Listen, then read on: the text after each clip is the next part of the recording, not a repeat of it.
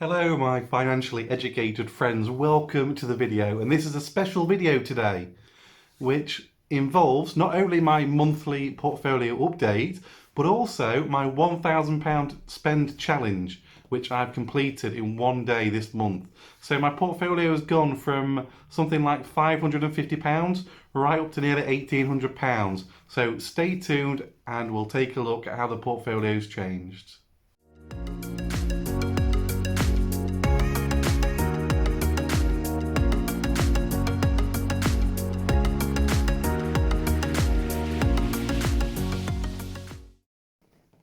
Hello everyone, how are you doing? I hope you're great, I'm doing well. So, this is not just an ordinary monthly portfolio review.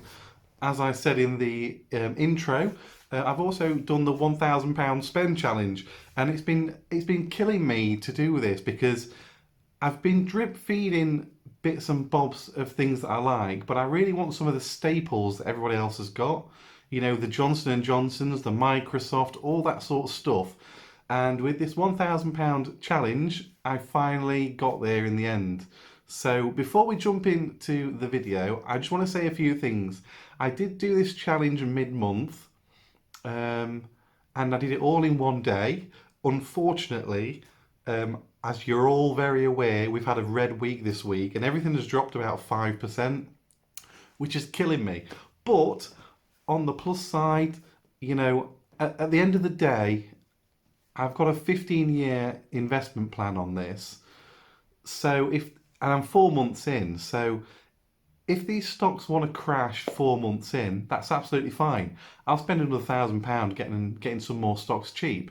Because at the end of the day, I've got 14 and a half more years left to go. And I know that in 14 and a half years, these stocks are going to be worth more, especially when I'm reinvesting the dividends for 15 years.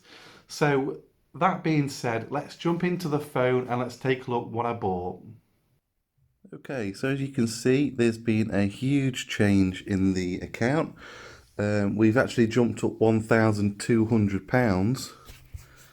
So let's go in and take a look what we bought. If we go into the history tab first, and let's just look at the transactions, you'll see I've actually put in from the last video. I've put in from there the £50, 30, 20, 50. That was the £1,000 for the £1,000 challenge, and then I've added a bit more after, 10 and 60.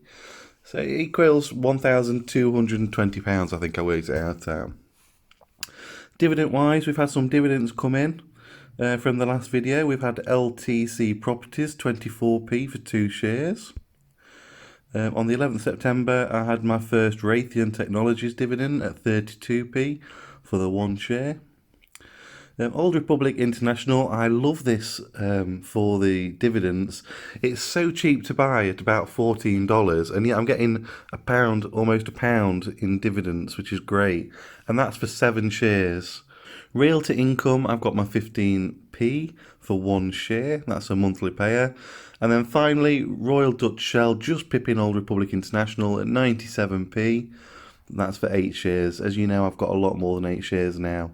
But yeah, 97p for that one. So that was the dividends.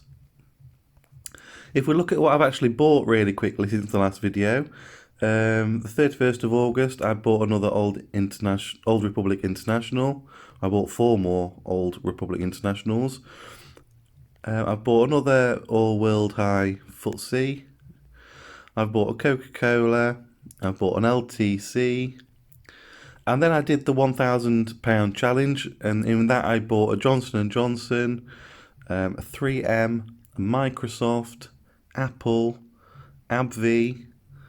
I bought 7 GlaxoSmithKlines, 1 Raytheon Technology, 1 more Realty Income, 2 more FTSE 100 Vanguards, another Vanguard FTSE All World High Dividend, 2 Coca-Colas, 2 AT&T, another Royal Dutch Shell, and another Old Republic International. That was the £1,000 challenge. Since then, on the advice and watching the video of Joshua on the Dividend Bloodhound, I've bought another 35 shares of Legal and General for £62.84, which I'm really excited about. But let's go into the chart. So as you can see on the portfolio, there has been a massive increase this last month. I've pretty much started on the £545 mark, and I've ended up on the 1,770. I am down 3.83%. This is the point when I started the challenge. I was actually pretty much bang on even at minus 0.3%. But unfortunately for me, just after I did the £1,000 challenge, that's when we had the week and a half, 2 weeks of absolute dire reds in the market. And at one point, I was down over 4%, but it's come back to minus 3.8%. Again, I'm not too bothered about this. At the end of the day, I'm 4 months into a 15-year investment plan. If the prices want to crash, they can crash right now. That's absolutely fine. I've got another 14 and a half years to wait for these prices to get back up. So if they're going to crash, I'd rather them crash now. Hell, I'll just buy some more shares and it'll be better off in the 15-year long run. So my pies have become active now, although I've taken a quick look at the pies, but I don't think I'm going to use them because I don't want to drip feed. I'd rather choose my investments that I want to choose, and so I'm just going to stick to using the investments for now. I might create an ETF pie later on, I'm not sure, but for now everything's going to stay in the investments. So the 3M that I bought, you can see it's currently at $160. I bought at $168. And actually the foreign exchange impact is helping me out greatly now. As you'll see on a lot of these stocks, the foreign exchange is actually reversed, and I'm actually gaining quite a lot from them at the minute, which I'm really grateful for. So all the slagging off I did on the last video, forget that.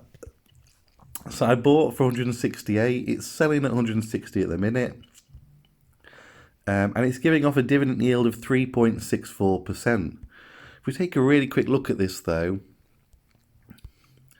they've actually grown the dividend 9%. In the last 3 years,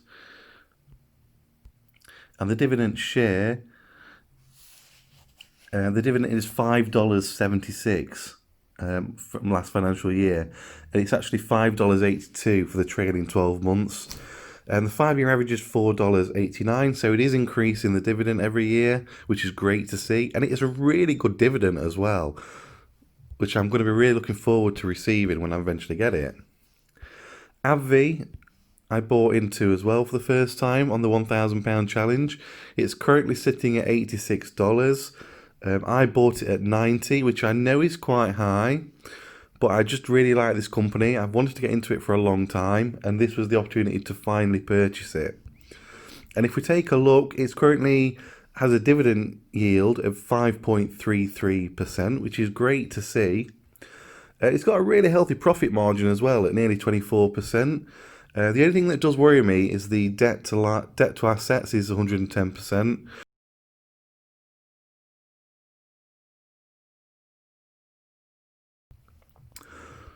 The dividends is $4.50, which is a lot higher than the 5-year average. So they are really pumping in to the dividend payouts at the minute.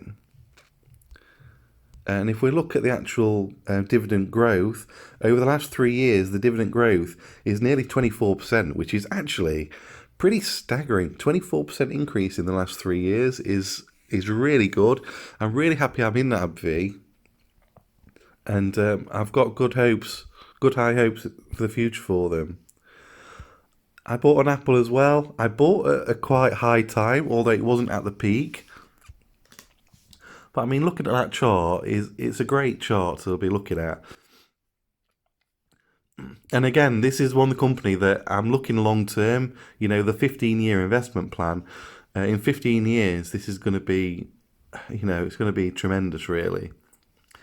I never knew it had so many employees, 140,000. And with a $1.8 trillion market cap, the PE ratio is actually quite high at 36. But then again, it is a tech company, and tech companies are quite high on the PE ratio. And it's also paying a dividend of 0.77%, which for a tech company, a growing tech company, any dividend at all is really good. So I'm really happy with the dividend as well. If we look at the financials, it's a healthy profit margin of 21%. And a comfortable debt to assets of 73%. If we just take a quick look inside, you can see that it's outperformed the S&P 500 in the last year by 80%. So it is smashing the S&P 500. And it also has a dividend of 75 cents last year, 78% this year, which is more than the 5-year average. So it's growing its dividend as well. Let's look quick look in the growth tab. You can see the dividend yield has grown in the last 3 years of 11% as well. So I'm really happy with that. This is one that I'm really happy to finally be in. And I look forward to seeing what happens in the next 15 years. AT&T I've bought some more shares of. We've seen that before. Coca-Cola, I've gone from 1 share to 4 shares. GlaxoSmithKline is a new one that I've bought into. And if you look at that chart, wow, I mean, that is all over the place, isn't it? But then again, I do like this company. I bought in at £15.14, and I can currently sell at £14.74, so it has dropped a little bit. But if we look at the financials again, it's an English company, it's in the healthcare, which is what I wanted, it's in biotechnology and drugs. There's a market cap of £74 billion.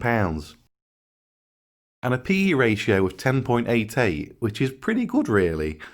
It has a dividend yield of 6.71%, which is a huge dividend. And the profit margin is an okay 13-14%. It has got quite high debt to assets, but it's not unreasonable. It has a lot of investing involved. If we go into the all ratios button, you can see it's actually beat the S&P 500 for the last year by 6.5%, which I was quite surprised at. If we look at the dividend, it's been a flat 80p last year. It's a flat 80p trailing 12 months, and it's a flat 80p for the last 5-year average.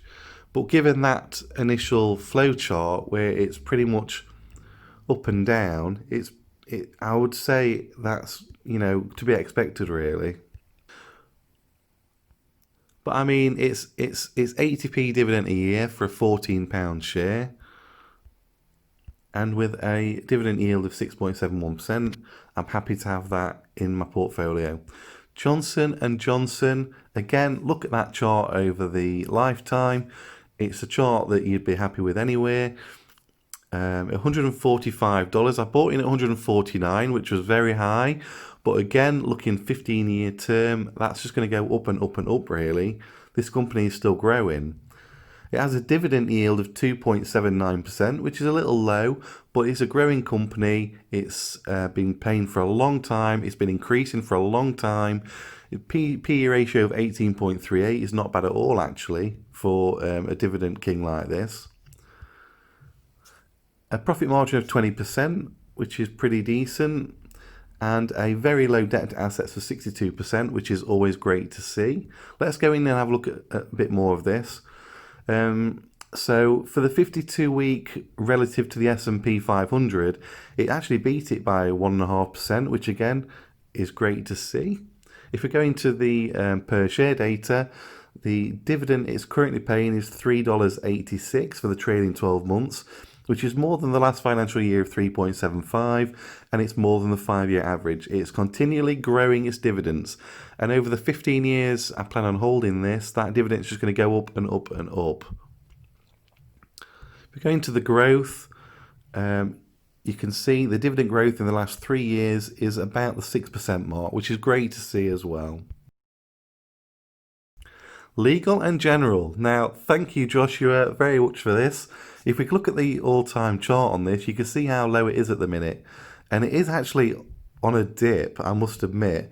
But I'm just happy to get in at this company where it is. It's currently bought for £1.79. I'm pretty much even on it at the minute. It's London-based, 10,000 employees, a market cap of £10 billion. And a dividend yield of a 9.87%. Now that is a crazy dividend yield. It has very high debt to assets of nearly 100% though, and it doesn't actually tell me the profit margin on this. Let's go in and look a bit more. So you can see the 52-week range is 138 to 325. I've bought in quite low into that price range, and against the S&P 500, it's actually underperforming that by 10%. Earnings per share normalised of 31p, and it's a dividend per share at 18p, which is an increase from the 5-year average of 15p.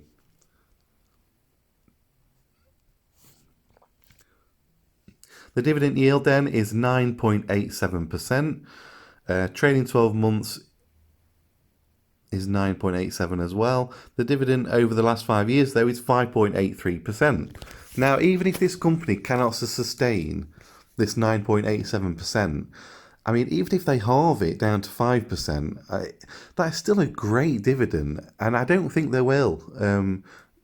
They might have to drop it in the future, I'm not sure, but it's not going to be by that much. I just think it's a great bargain at the minute to hold.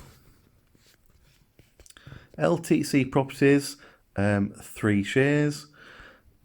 I've increased that slightly. Now Microsoft is a new one that I bought, and just take a moment to look at that graph. I mean, if you ever want to see the perfect growth dividend stock, this is it. I mean, look at that chart over its lifetime.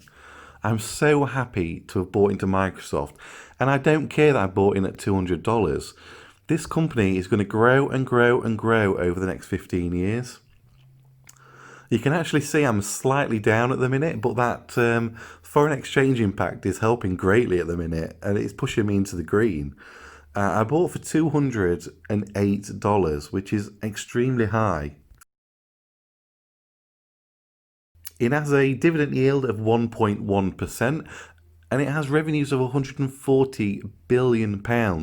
Now, the PE ratio is quite high again at 35, but again, like Apple, this is a tech stock, and it's a dividend-giving stock that's increasing year on year. It has a market cap of $1.5 trillion, which is astronomical. It has a very good profit margin of 31%. Which is really great to see, and it has quite a reasonable debt to assets of 60% as well. Let's go in and take a look at some more. It's outperformed the S&P 500 last year, 52-week relative, by 34%. And again, the dividend share is $2, which is up on the 5-year average. And if we actually take a look at the last 3 years' growth for the dividend, it's 9.16% growth over the last 3 years, which again is amazing to see. And again, this company in 15 years' time is not going to be worth what it is now.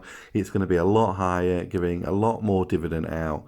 It's definitely one to invest in. Old Republic International, I've added to. Raytheon Technologies, I've added to. Realty, I have added to. Dutch Shell, we'll talk about in a second. I've added to the Vanguard 100, and I've added to the Vanguard FTSE All-World Dividend, which we've all seen before. Now, let's talk about Shell. We have to do this. Look at that. Look at the chart. An all-time low since the start. Now, I'm in a real quandary what to do with Shell. I mean, I've been adding to and adding to and adding to, and it's now taking up a large proportion of my portfolio. And just how much more do you buy? I mean, I got a comment on my TikTok regarding Shell, and I was bragging about how cheap I'm buying it for and how cheap my average down price is. And the comment I got back on my TikTok was, "Yes, well done for catching a falling knife." Now, I thought about that and I thought, you could be right here. I could be just cutting my hand open trying to catch this knife. But I am still investing into it. I've still got faith in Shell. It is really, I mean, we all know Shell. It's involving. It is really getting engaged into the green energy field. It's still paying a dividend, although it's cut. We're going to take a look at it though. So with a market cap of £87 billion, the PE ratio with this ridiculous valuation is 4.47. 4.47. Now that's ridiculously cheap. And with a revenue of nearly £300 billion still, the dividend yield is coming out at 9.83% at the minute because of that. It has a very low profit margin, like all oil companies, of about 4.5%, which is not unusual to see. And the debt to assets is pretty low, actually, at 53.88%, which is quite low for an oil company. Let's go in and take a bit more detail on this. So the 52-week range is £10.30 to £27. My cost average is just over the £10 mark, which is ridiculous. I'm pretty much buying at the all-time lows. And if we look at where it is relative to the S&P 500, it is underperforming the S&P 500 by 55%, basically because of that crash, and it has never recovered. The earnings per share normalises £2.56, but as you can see, the trailing 12 months, it's really bad. It's paying a dividend of £1.08p for the trailing 12 months, which is less than the 5-year average, and it's less than the last financial year, and that is because it had to cut its dividends when the crash happened. If we go into the valuations, you can see the dividend yield is currently sitting at 10.06%. The 5-year average is 6.61%. I don't think Shell are going to increase their dividend anytime soon. They've cut it already. I think they're going to keep it cut. I still have faith in this company. It's at a record low. And I just think it will recover. I mean, oil has got a long way to go yet. Oil, let's not get it wrong. We all know oil is a dying industry. But we're talking over decades here. We're talking, 50 years or so. It's not going to go anytime soon. And with a company like Royal Dutch Shell that is continually evolving into the green market and renewables, I don't think this company is going anywhere. So for that decision, I am not going to sell my Shell shares at this loss. I'm also not going to hold it. I'm going to keep increasing it. And I've got 15 years for it to recover. I want to try and sort of sell this stock in 5 to 10 years because I do want to get out of the oil industry eventually. And that's it. That's my portfolio. So you can see for the last month, there it is. We've had a very rough ride the last week and a half, 2 weeks. So has everybody else. There's also talk of another crash coming towards the October time, November time. If it happens again, I'll just keep cost averaging. As Paul Briscoe says, cost effing average. I won't swear on my YouTube channel. But yeah, cost average it down. I'm not worried about it crashing. I'm a long-term investor. This is my portfolio then. 16 investments, up from 9. £1,702. And as you can see, the allocation, Microsoft is now my biggest investment at the minute, followed by the rest. And all the ones that I started off with are actually quite low down on the list. I intend to just keep all this pretty level, to be honest. I'm going to just see what prices drop towards the bottom of this list, and then I'll just keep adding to it. So yeah, thank you so much for watching, and we're going to jump out of this video now. There it is, guys. That's the portfolio. A huge increase in spend, up to nearly £1,800, which I'm super chuffed at. I've got some super good shares I'm excited about. Yes, I know they're a bit red at the minute, but we've all had a bad week this week. It will pick up again. And like I said at the beginning of the video, with a 15-year investment plan plus, and I'm not really looking to sell them through my lifetime, I think I'm going to be absolutely fine. So bring on the reds. I'll buy some more. So thanks for watching so much. If you've liked this video, give it a like and a share. It'd be really much appreciated. Thank you so much for all the TikTok people that have come over to my YouTube. I really appreciate that as well. And thanks everyone else in the channel that has been subscribed for a long time when I was actually more reselling and stuff like that. I really appreciate you guys sticking along as well for the ride. If you want to get involved in investing and you like the look of my Trading 212, then please use the referral link below. That'd be amazing. You get a free share, I get a free share. Let me know what free share you get if you do it. That'd be awesome. And again, I want to thank Dividend Bloodhound for some of these suggestions that I've stolen from him.